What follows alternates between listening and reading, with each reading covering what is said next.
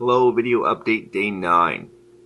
Trip to the city, things went a little differently than expected, so didn't get back. So no day 7 video, no day 8 video. Here's day 9. Let me tell you what's gone on since then. The driftwood's back in. Start there since you see the Amano shrimp, which are also new. But the driftwood came back in, right? And now we got this stuff growing here now again. So because of where it's growing, it's not growing in the highlight areas. It's not where you'd think algae would start. And because of its appearance, I'm more inclined to believe it's just a mold or a fungus. And these Amano shrimp were just going to town on it a little while ago. We just got these guys.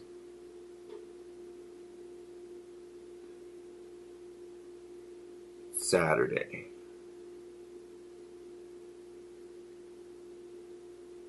Now,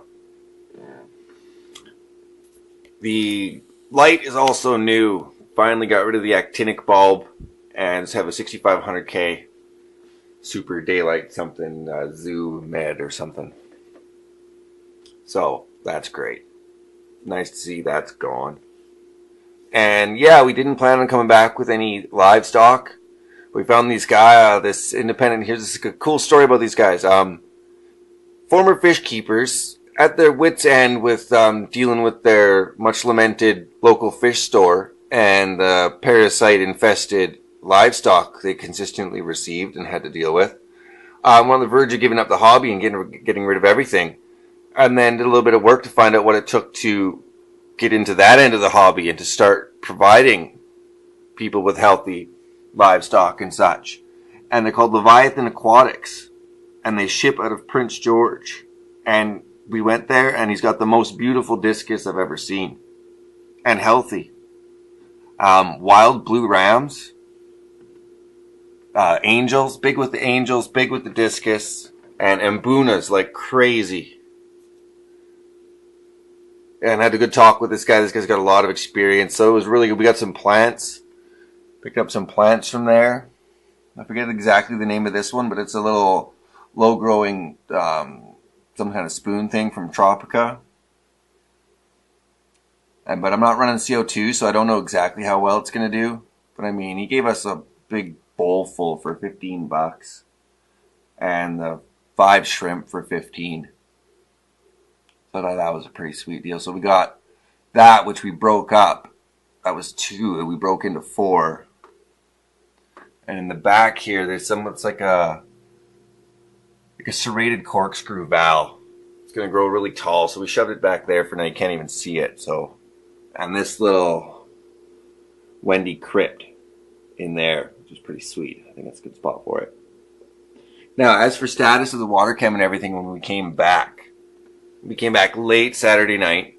So I had done an 80% before. So I did a 50 when we came back late Saturday night. Stayed up late. Acclimated the shrimp. Planted the plants. Released the shrimp eventually. And I came back with a nitrate kit actually. Did all the tests first. And everything was safe across the board. 0 nitrite. 0.1 ammonia. And I forget whatever's lowest on the nitrate scale, 0.1. So there is a little bit of ammonia and a little bit of nitrate present, but no nitrites registering on the kit. So they're probably present, they're just not registering on the kit. Sorry, I covered the mic. They're just not registering on the kit. So that's good news. I don't think I'm going to get any more spikes out of the soil, because this is now day 12. For being saturated, the soil. Day 9 for being planted. And loving the shrimp. The Amano shrimp, they are a blast. They zip around. They're faster than I ever would have thought. And they're pretty cool. Really loving the shrimp. I think we're going to get a couple more Amanos. We were after cherries. But after talking to Mark at Leviathan, I mean, we got a few Amanos. They're not going to breed unless it gets brackish, which it's not. So that's good in a sense.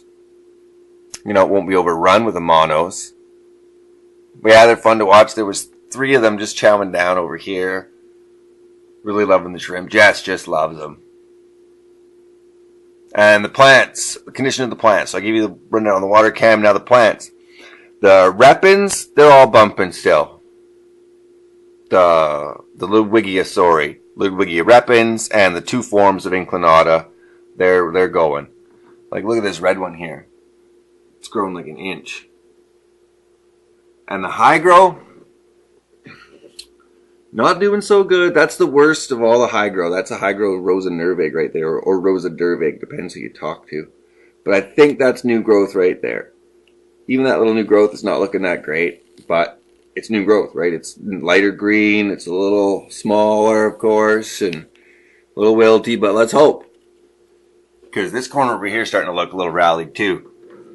All those turned down crowns, that's all hygro on Rosa nervig. The short ones, that's just hygro polysperma, and they're turning down too. And then, of course, there's the jungle melt down over there. The jungle vial is finally showing that it's going to melt away. But I see new growth on the Diformis, and I think that might be new growth on the hygro. And then this big Coriambosa up here is getting a little bit black on the leaves. Hard to tell. Benny, if you're watching, there you can see it. Talk to me, buddy. Hygro Coriambosa. Some gold on that leaf back there. 3 that are showing black, 4. And then the rest are a lot of showing black edges, so I'm suspecting that's just how that plant sort of, melts, quote unquote. Yeah. But I need better filtration. That's why I'm working on this.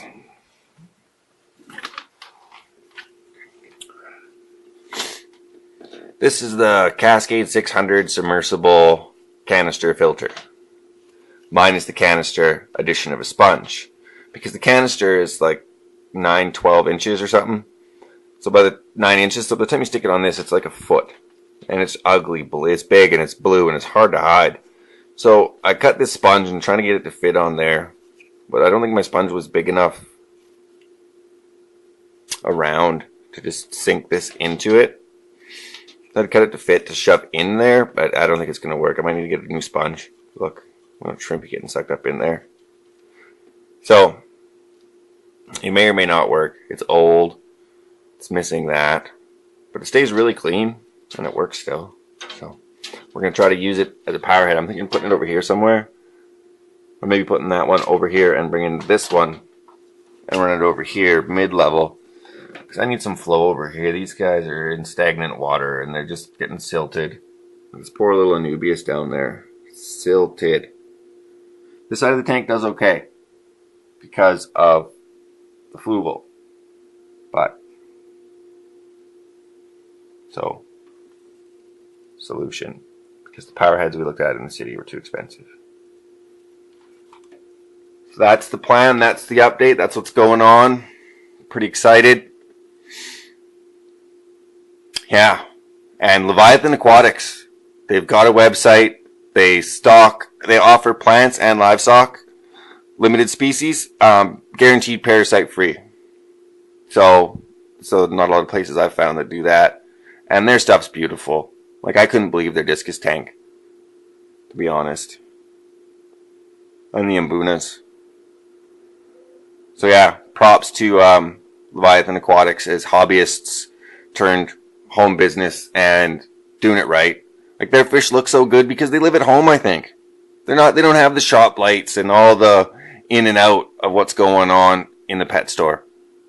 So, like, we didn't lose a shrimp, all 5 still kicking. My guy, scoot. Okay.